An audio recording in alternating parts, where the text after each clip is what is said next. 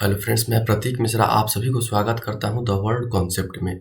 Friends, जैसा कि आप लोगों को पता है कि हमने जो एनसीईआरटी की श्रृंखला स्टार्ट की थी उसमें आज क्लास 6 का ज्योग्राफी चैप्टर नंबर 5 हम लोगों को पढ़ना है।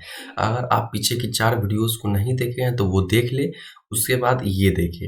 वैसे अगर आप नए हैं तब पर भी देख सकते हैं, आपको पूरा समझ में आएगा, लेकिन वो देख लेंगे तो आपके लिए ज़्यादा बेटर होगा। तो अगर आप इस क्लास में नए हैं तो इस चैनल को सब्सक्राइब जरूर करें। तो चलिए समय को न गंवाते हुए वीडियो को स्टार्ट किया जाए। तो आज हम लोग पढ़ने वाले हैं पृथ्वी के प्रमुख परिमंडल के बारे में। तो फ्रेंड, जैसा कि आप लोग जानते हैं कि पृथ्वी एकमात्र ऐसा ग्रह है जहां जीवन संभव है, जहां मानव रहता है। जीवन संभव होने के लिए कुछ आवश्यक तत्व है, जिसमें से प्रमुख है भूमि, जल, हवा। ये तीनों चीज जहाँ मौजूद होगा जीवन वहीं संभव होगा। तो सौभाग्य की बात है कि पृथ्वी पर ये तीनों की तीनों चीज मौजूद है। भूमि भी मौजूद है, जल भी मौजूद है और हवा भी मौजूद है। इसको बेहतरीन से समझने के लिए, अपने पृथ्वी के पर्यावरण को बेहतरीन से समझने के लिए इसे इसी घटक के रूप में विभाजित किया गया हुआ है। तो महत्वपूर्ण पर्यावरण के लिए महत्वपूर्ण 3 घटक है, वो कौन कौन है? फर्स्ट भूमि है, सेकंड क्या है? जल है, और थर्ड नंबर पे क्या है? वायु है। तो इस तीनों को मंडल के रूप में विभाजित किया गया है। तो भूमि जहाँ है उसे हम लोग बोलते हैं भूमंडल। जहाँ पे जल है उसे बोलते हैं जलमंडल। और जहाँ पृथ्वी से जो ऊपर वायु है, जो पृथ्वी के गुरुत्वाकर्षण के कारण पृथ्वी पर टिका हुआ है, उसे हम लोग बोलते हैं वायु मंडल। तो ये 3 प्रमुख मंडल है और तीनों प्रमुख मंडलों के बारे में आज हम लोग जानने वाले हैं। और एक और मंडल होता है जो सीमित क्षेत्र में ये तीनों मंडल उपस्थित रहते हैं, उसे हम लोग बोलते हैं जीवमंडल, जहाँ सभी प्रकार के जीव पाए जाते हैं। तो नेक्स्ट हम लोग भूमंडल के बारे में थोड़ा विस्तार से पढ़ते हैं। भूमंडल क्या है? भूमंडल जो है पृथ्वी की जो भूपट्टी है। भूपट्टी क्या होता है? पृथ्वी जैसे है उसके 3 पार्टों में विभाजित किया गया है। सबसे सेंटर वाले को कोर, बीच वाले को मेंटल, सबसे ऊपर वाले को क्रस्ट। ठीक, वो इसी को हम लोग भूपट्टी बोलते हैं। तो ये पृथ्वी की जो सब भूपट्टी है, इसे 2 भागों में हम लोग विभाजित कर सकते हैं। किस किस भागों में? एक है स्थल भाग और दूसरा है जल भाग। तो स्थल भाग को हमने अभी बताया कि क्या बोलते हैं? भूमंडल, और जल वाले भाग को जलमंडल बोलते हैं। तो जो स्थल वाले भाग है वो ज्योग्राफिकल कुछ पार्ट्स में डिवाइडेड है। तो वो मेनली 7 पार्ट्स में डिवाइडेड है, उनके बारे में भी हम लोग चर्चा करेंगे। और इस जितने पार्ट्स है उसे हम लोग बोलते हैं महाद्वीप बोलते हैं। यहाँ देखें, पृथ्वी के ठोस भाग को भूमंडल कहा जाता है। जैसे मैंने बताया, यह भूपट्टी की चट्टानों तथा मिट्टी की पतली परतों का बना होता है, जिसमें जीवों के लिए पोषक तत्व पाए जाते हैं। पृथ्वी की सतह को 2 मुख्य भागों में बांटा जा सकता है। बड़े स्थलीय भूभाग को महाद्वीप, जैसा मैंने बताया, और तथा बड़े जलाशय, जो जलाशय है वो महासागरीय बेसिन या उसे जलमंडल के नाम से भी जानते हैं, जिसे महासागर कह सकते हैं। हम लोग महासागर के नाम से जानते हैं। विश्व के सभी महासागर आपस में जुड़े हुए हैं। जैसे हम लोग बताएंगे कि जितने भी महासागर है, 5 महासागर है और पांचों आपस में जुड़े हुए हैं, लेकिन 7 महाद्वीप है, सभी आपस में जुड़े नहीं हुए हैं। ये किसी न किसी जल से विभाजित है या पर्वत से विभाजित है। वो आगे हम लोग देखेंगे और समझने की कोशिश करेंगे और हमें समझाएंगे भी। तो चलिए कुछ हम लोग समझते हैं। यहाँ पे जैसे आप ये मैप देख रहे होंगे, सबसे पहले हम लोग बात करेंगे किस चीज के बारे में? तो हम लोग बात करेंगे भूमंडल के बारे में। भूमंडल के बारे में जैसे हमने बताया कि पृथ्वी का जो पूरा एरिया है, टोटल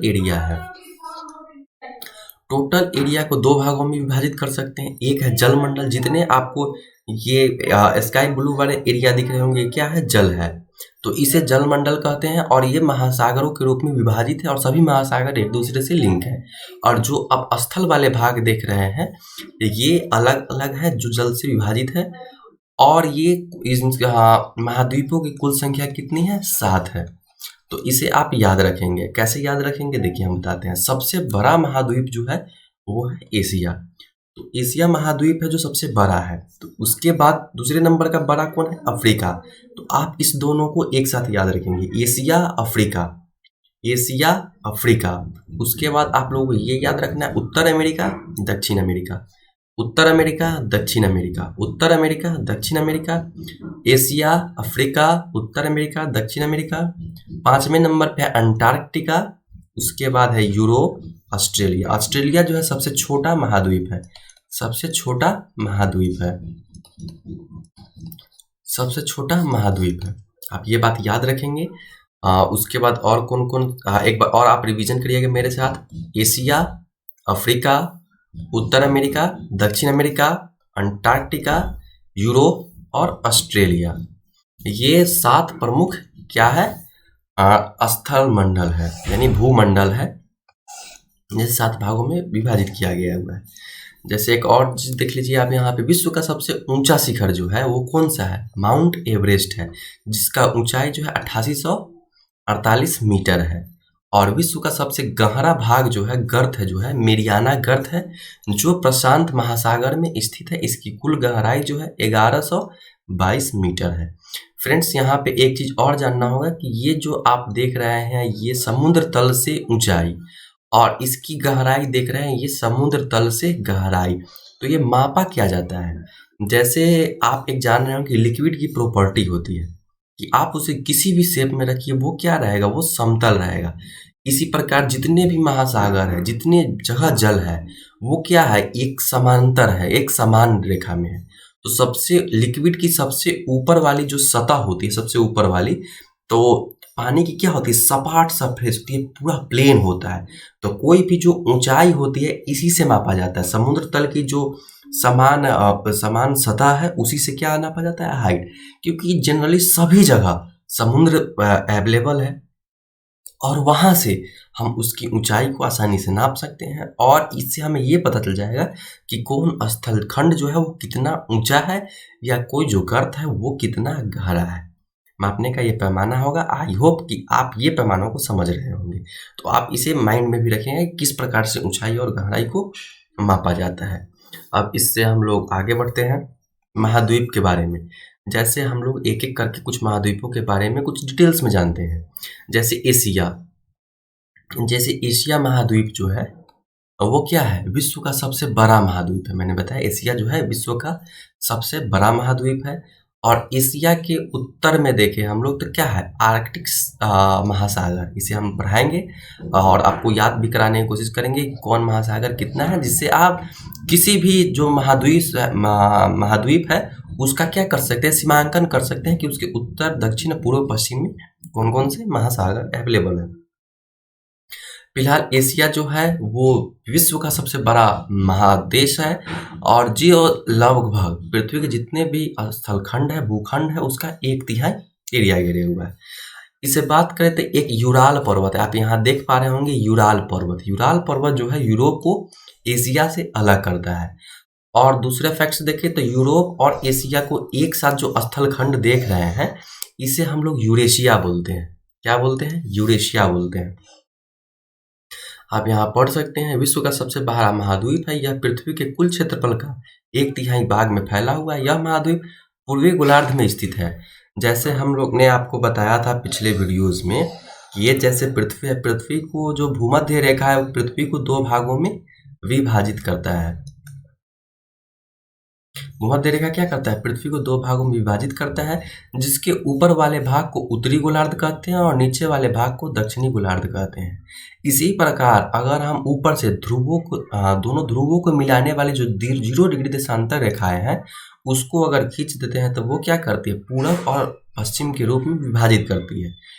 जो 0 डिग्री देशांतर के दाहिने वाले भाग है उसे हम लोग पूर्वी गोलार्ध कहते हैं, और जो बाएं वाले भाग है उसको हम लोग दक्षिणी गोलार्ध कहते हैं। ये पृथ्वी तो पूरा गोला है, इसके आधा भाग जैसे हुआ तो उसको क्या बोलेंगे? हम गोलार्ध बोलेंगे।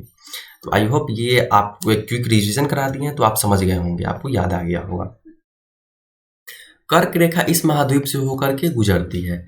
जैसे पिछले वीडियो में तो हमने आपको परिचय दे ही दिया था कर्क रेखा, मकर रेखा और विषुवत रेखा के बारे में। जैसे आप देख रहे होंगे कि यहाँ जो ये क्या है? विषुवत वृत्त है यानी कि भूमध्य रेखा है। इसके ऊपर 23.5 डिग्री ऊपर क्या है, कर्क रेखा है, और 23.5 डिग्री नीचे क्या है, ये मकर रेखा है। 23.5 डिग्री नीचे मकर रेखा। तो आप यहाँ पे देख रहे होंगे जो एशिया है इससे क्या कौन रेखा गुजरती है, इससे कर्क रेखा गुजरती है। एशिया के पश्चिम में यूराल पर्वत है जो इसे यूरोप से अलग करता है। मैंने बताया यूरोप एवं एशिया के संयुक्त भूभाग को यूरेशिया कहते हैं, मैंने बताया। अब यूरोप के बारे में जानकारी लेते हैं। यूरोप एशिया से बहुत छोटा है। जैसे मैंने बताया यह महाद्वीप एशिया के पश्चिम में स्थित है। आर्कटिक वृत्त इससे होकर गुजरता है। यह 3 तरफ से जल से घिरा है। विश्व के मानचित्र देखिए, हम इसकी स्थिति का पता लगाइए। चलिए हम आपको यूरोप के बारे में कुछ जानकारी देते हैं।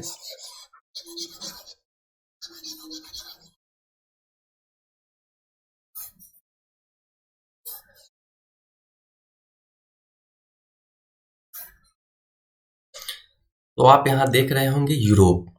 आप एक चीज और हमने बताया था कि कुछ लाइंस और इम्पोर्टेंट है। 66.5 डिग्री जो ऊपर वाली लाइन होती है उसे हम लोग बोलते हैं आर्कटिक वृत्त।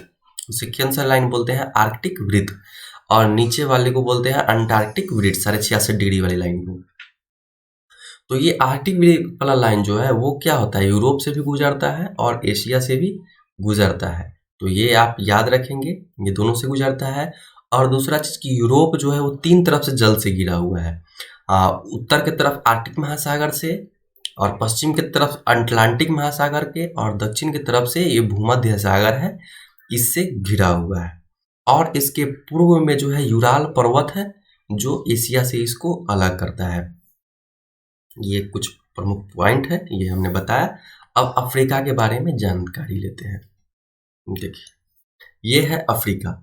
अफ्रीका जो है वो यूरोप से भी जल संधि से और एशिया से भी अलग होता है। जैसे यूरोप से यहाँ जिब्राल्टर जल संधि है। जल संधि उसे कहते हैं जो 2 स्थल खंडों को अलग करे और 2 जलाशयों को जोड़े, उसे हम क्या कहते हैं, जल संधि कहते हैं। आप यहाँ अफ्रीका को देख सकते हैं। अफ्रीका के बीचों बीच से, लगभग बीचों बीच से कौन सी रेखा गुजरती है, भूमध्य रेखा गुजरती है, जो अफ्रीका को 2 भागों में विभाजित करती है। और एक और चीज देख रहे होंगे कि आप कि अफ्रीका से ये मकर रेखा और कर्क रेखा दोनों रेखाएं गुजरती है। आप एक चीज हम आपको पिछले वीडियोस में बताया था कि जो सन होता है वो इसी दोनों रेखाओं के बीच में घूमते रहता है, जिसके कारण क्या होता है, यहाँ पे अत्यधिक गर्मी है, उष्ण कटिबंधीय क्षेत्र है ये। तो इसके कारण क्या होगा, यहाँ पे एक मरुस्थल पाया जाता है, सहारा मरुस्थल, जो क्या है, विश्व का सबसे बड़ा गर्म मरुस्थल है। विश्व का सबसे बड़ा मरुस्थल भी है। और ये मरुस्थल जो है कौन कैसा मरुस्थल है, ये गर्म मरुस्थल है। तो इसे आप ध्यान में रखेंगे। और आपको यहाँ पे देखें, एशिया के बाद विश्व का दूसरा सबसे बड़ा महाद्वीप कौन है, अफ्रीका है। विषुवत वृत्त या 0 डिग्री अक्षांश इस महाद्वीप के लगभग मध्य भाग से होकर गुजरता है। अफ्रीका के बहुत बड़ा भाग उत्तरी गोलार्ध में स्थित है।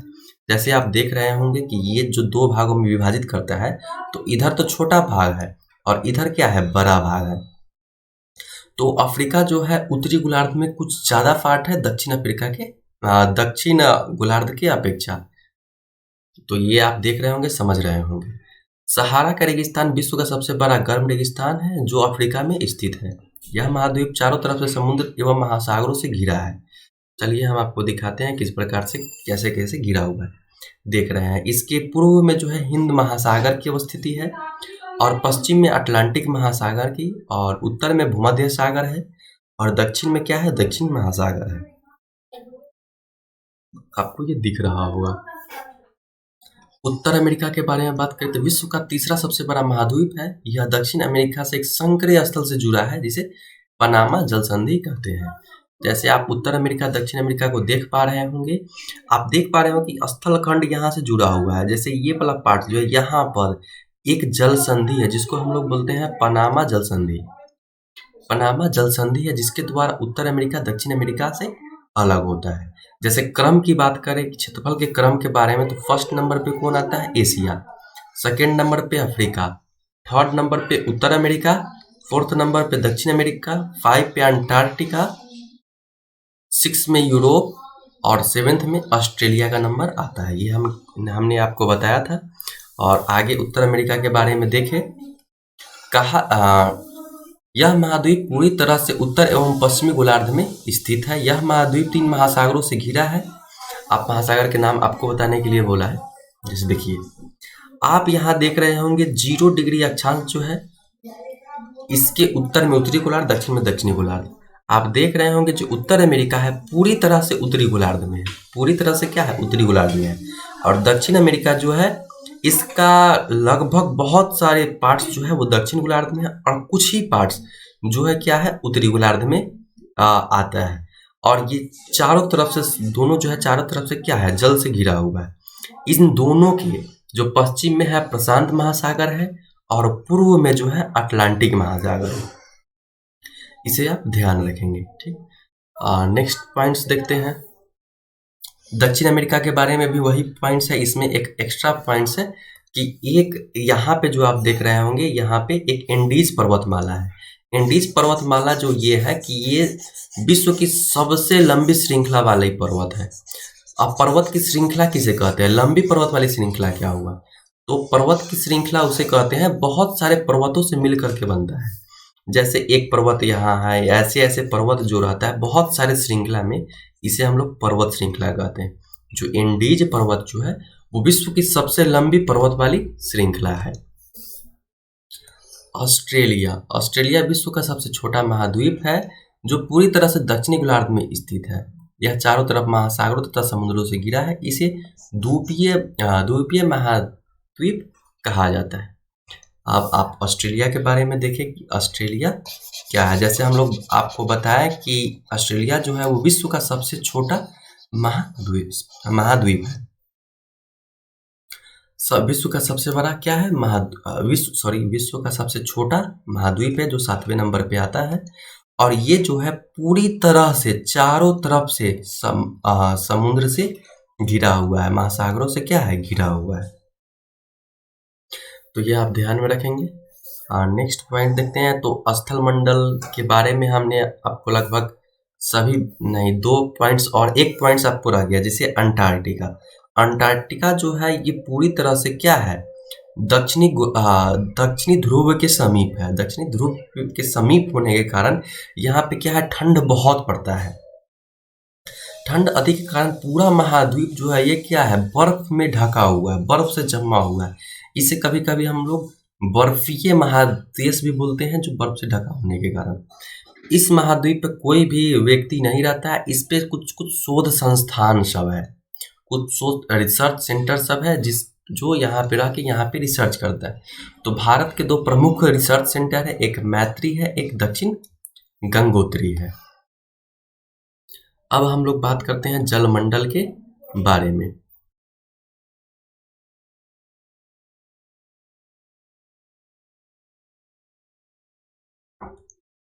जलमंडल के बारे में जैसा कि हमने बताया था आपको कि पृथ्वी का 71% जो भाग है वो जल है, और 29% भाग जो है वो स्थल है। जैसे आप देख रहे होंगे, अगर जल को हम लोग 100% मान ले तो उसमें से 97.5% जो जल है वो महासागर में है। जो कैसा जल होता है, वो लवण जल होता है, जिसमें नमक की मात्रा बहुत अधिक होती है।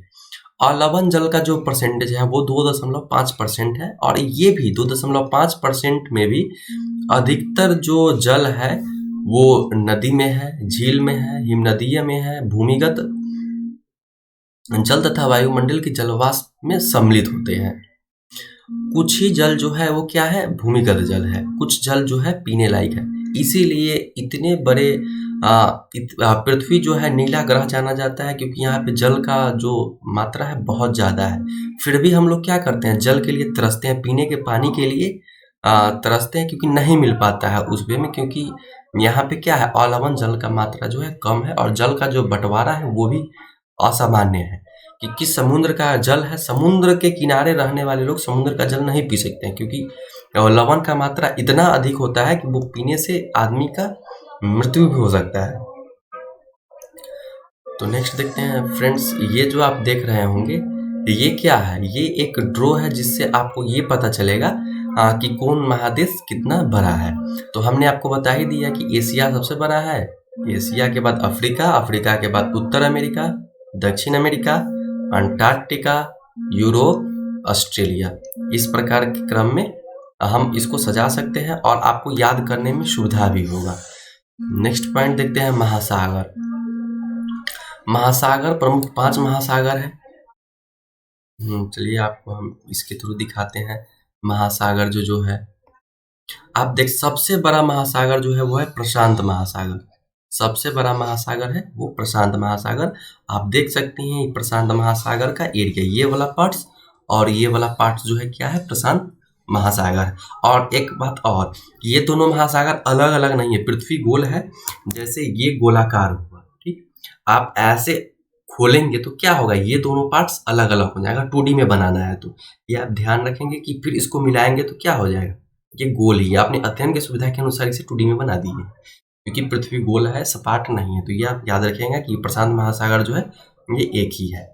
और सेकंड नंबर के महासागर की बात करें हम तो वो है अटलांटिक महासागर। अटलांटिक महासागर जो है इस आकार का है। और तीसरे नंबर का महासागर है हिंद महासागर। और चौथे नंबर का जो महासागर है दक्षिणी महासागर, जो इसका ये वाला इलाका है, ठीक। ये है कौन सा महासागर, दक्षिणी महासागर। और सबसे ऊपर आपको दिखाई दे रहा होगा ये छोटा, सबसे छोटा महासागर है वो ये है आर्कटिक महासागर। तो ये 5 महासागर है, इसे आप ध्यान दीजिएगा। प्रशांत महासागर सबसे बड़ा महासागर है। ये पृथ्वी के 1/3 भाग पर फैला हुआ है। पृथ्वी का सबसे गहरा भाग मेरियाना गर्त प्रशांत महासागर में स्थित है। मेरियाना गर्त जो है वो इसके पास है और ये सबसे गहरा गर्त है। तो आप इसका लोकेशन माइंड में थोड़ा सा याद रखेंगे कि कहाँ पर है। अटलांटिक महासागर जो है वो क्या है, वो इस आकार का महासागर है। इसके पश्चिमी किनारे पर उत्तर एवं दक्षिण अमेरिका है तथा पूर्वी किनारे पर यूरोप एवं अफ्रीका है। आपको ये भी याद रखना है, जो अटलांटिक महासागर है इसके पश्चिम में क्या है, उत्तर अमेरिका और दक्षिण अमेरिका है, और पूरब में यूरोप और अफ्रीका है। इसी प्रकार प्रशांत महासागर के पूर्व में क्या है, उत्तर अमेरिका, दक्षिण अमेरिका, और पश्चिम में क्या है, एशिया और ऑस्ट्रेलिया। ये इस प्रकार से आपको याद रखना है कि किधर कौन है।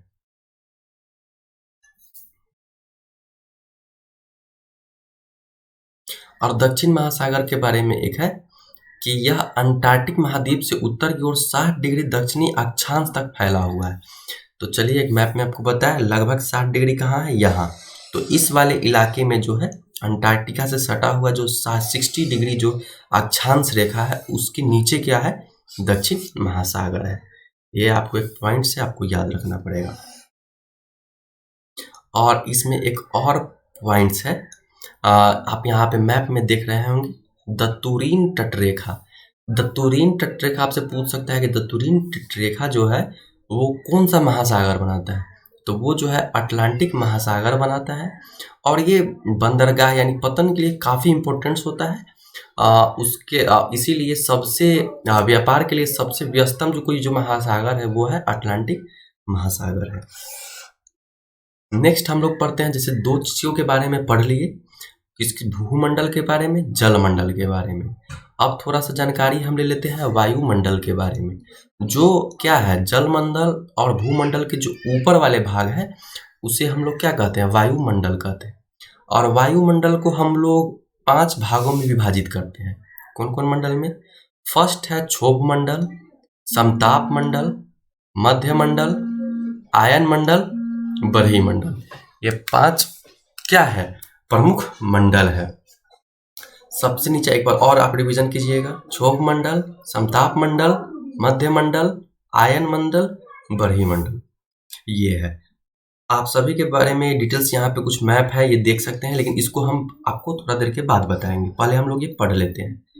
हमारी पृथ्वी चारों ओर से गैसों की एक परत से घिरी हुई है जिसे वायुमंडल कहा जाता है। जैसे मैंने बताया, वायु की यह पतली परत इस ग्रह का महत्वपूर्ण एवं अटूट भाग है।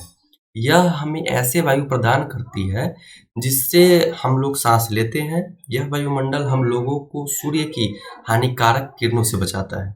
वायुमंडल 1600 किलोमीटर की ऊंचाई तक फैला हुआ है। वायुमंडल को उसके घटक, तापमान, अन्य के आधार पर 5 भागों में विभाजित किया गया है, जैसा मैंने बताया। अब आपको कुछ डिटेल्स देखते हैं। जैसे क्षोभ मंडल, जितने भी मौसम संबंधित घटनाएं घटती है वो किसमें घटती है? क्षोभ मंडल में घटती है। जैसे बादल कहाँ पाया जाएगा? क्षोभ मंडल में। जो आप यहाँ पे प्लेन देख रहे होंगे, प्लेन कहाँ उड़ेगा?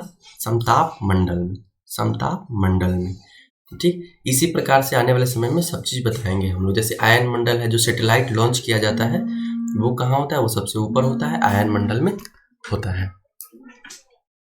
तो चलिए हम लोग आगे बढ़ते हैं, आगे डिटेल्स कुछ समझते हैं।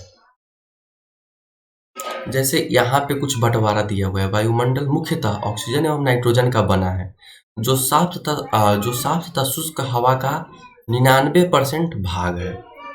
सिर्फ 2 ही गैस 99% में है, तथा बाकी जितने भी गैस है वो 1% में आता है। तो आप 2 गैसों का परसेंटेज याद रखेंगे कि 78% जो है नाइट्रोजन है और 21% क्या है?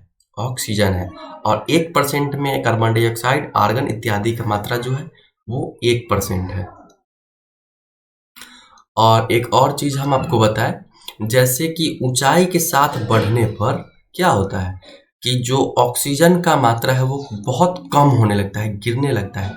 इसीलिए कोई व्यक्ति एरोप्लेन में जा रहा है तो अगर उसमें लीकेज ऐसे कुछ हो रहा है तो क्या होता है कि उसके नाक से खून आने लगेंगे, उसके जैसे फाउंटेन पेन होता है उसका स्याही रिस जाता है। क्या कोई व्यक्ति पहाड़ पे चढ़ रहा है तो देखते हुइएगा जो माउंट एवरेस्ट पे चढ़ता है वो अधिकतर व्यक्ति ऑक्सीजन सिलेंडर लेके जाता है, क्योंकि वहाँ O2 की मात्रा जो है काफी कम हो जाता है और सांस लेने में बहुत तकलीफ होती है। ये बात। और एक और चीज देख रहे हैं, जैसे आप ये इमेज देख रहे होंगे, ठीक। तो वायुमंडल मैंने बताया, जो हवा वाला पार्ट है वो क्या है? वायुमंडल। जलमंडल, जल वाले भाग। स्थल मंडल, स्थल वाला भाग। ये तीनों क्षेत्र जहां पे मिलता है उसे हम लोग क्या कहते हैं? जीव मंडल कहते हैं, जहां सभी प्रकार के जीव हमें मिलते हैं। तो हम लोग जीव मंडल के बारे में देख लेते हैं। जीव मंडल स्थल, जल तथा हवा के बीच एक सीमित भाग है। यह वह भाग है जहां जीवन मौजूद है। यहाँ जीवों की बहुत सी प्रजातियां हैं जो सूक्ष्म जीवों तथा बैक्टीरिया से लेकर बड़े स्तनधारियों के आकार में पाई जाती है। मनुष्य सहित सभी प्राणी जीवित रहने के लिए एक दूसरे से तथा जीव मंडल से जुड़े हुए हैं। जीव मंडल के प्राणियों को मुख्यतः 2 भागों में बांटा जा सकता है। कौन 2 भागों में? एक है पादप जगत और दूसरा है जंतु जगत। पृथ्वी के ये 3 परिमंडल आपस में पारस्परिक क्रिया करते हैं तथा एक दूसरे को किसी न किसी रूप में प्रभावित करते हैं। उदाहरण के लिए लकड़ी तथा खेती के लिए वनों को काटा जाए तो इससे ढलुआ भाग मिट्टी की, मैं इसको समझा देता हूँ। इसका कहना है कि 3 मंडल है। कौन मंडल? भूमंडल, जलमंडल, वायुमंडल। ये तीनों एक दूसरे को प्रभावित करता है। कोई भी भूमि है उस पे पादप जगत कोई लगा हुआ है, जैसे पेड़ लगा हुआ है, तो पेड़ क्या करता है कि इस मिट्टी को बांध करके रखता है। अगर हम खेती के लिए इसको काट दे तो इस पे जल अगर आता है तो क्या करेगा? यहाँ की जितनी भी भूमि है उसको क्या करेगा? इसको यहाँ से विस्थापित कर देगा। इसको क्या करेगा? वो विस्थापित कर देगा। तो इसी प्रकार से है। तो प्राकृतिक आपदाएं हैं, जैसे देखिए इसने ढलुआ भाग पर मिट्टी को कटाव तेजी से होने लगता है। इसी प्रकार प्राकृतिक आपदाएं जैसे भूकंप से पृथ्वी की सतह में परिवर्तन हो जाता है। हाल ही में सुनामी के कारण, ये हाल ही में नहीं बहुत पहले आया था अंडमान निकोबार पे सुनामी, जो कुछ द्वीप वाला जो भाग है उस पे क्या आ गया था? पानी आ गया था। तो सुनामी क्या है? सुनामी जो समुद्र के किनारे इलाके हैं उसमें जो समुद्र की जो लहरें चलती रहती है उसको ज्यादा उठ के आ जाना, वही सुनामी है। ये सब हो गया। उद्योग, तापीय विद्युत संयंत्र एवं गाड़ियों से उत्सर्जित पदार्थ वायु को प्रदूषित करती है। जो मानव निर्मित है, जो कार है, वो क्या करती है? उससे कुछ गैसेस, हानिकारक गैस निकलती है जो क्या करती है? और वो वायु को बहुत ज्यादा प्रदूषित करती है। लेकिन कार्बन डाइऑक्साइड की मात्रा वृद्धि के कारण पृथ्वी के तापमान में वृद्धि हो जाता है, जिसे भूमंडलीय तापन कहा जाता है। इसलिए भूमंडल, वायुमंडल तथा जलमंडल के बीच के प्राकृतिक संतुलन को बनाए रखने के लिए पृथ्वी के संसाधनों को सीमित उपयोग की आवश्यकता है। फ्रेंड्स, ये अभ्यास के कुछ प्रश्न हैं। आप इसे सॉल्व करने की कोशिश करें। अगर आप सॉल्व कर लेते हैं तो आपने ध्यान से पढ़ा है। अगर आपसे सॉल्व नहीं हो पाता है तो आप एक बार और इसे पढ़ेंगे और इसे समझने की कोशिश करेंगे। आज के वीडियो में बस इतना ही। अगर आपको ये सेशन अच्छा लगा हो तो प्लीज़ इस चैनल को सब्सक्राइब करें एंड इस वीडियो को शेयर करें। धन्यवाद।